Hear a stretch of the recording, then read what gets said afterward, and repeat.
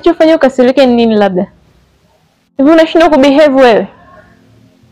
Yaani mimi kumlisha mtu keki na mdomo ndio imekuwa tatizo? He's just my friend. Na nilikuwa na show love tu. Usijisaulishe. Nilikuwa na maisha yangu kabla ya kuwa na wewe.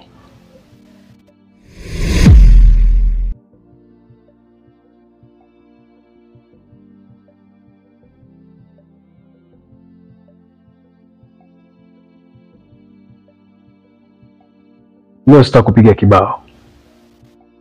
Kwa sababu ni kweli. Ulikuwa na maisha yako kabla ya kuwa na mimi. Hata mimi nilikuwa na maisha yangu kabla ya kuwa na wewe. Ila unasahau kitu kimoja. Hujui maana halisi ya ndoa. Wala haujui maana halisi ya kuwa mwili mmoja. Maisha ni kitabu. Inapofika kurasa ya ndoa, unatakiwa ufunge na usahau kurasa zote za nyuma. Usichokijua, ndoa ni maisha baada ya harusi.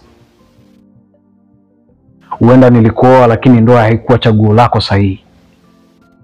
Kwa sababu ndoa ni fumbo, na siku ukilifumbua ndio utakuwa mke wangu rasmi. Stupid. Babe.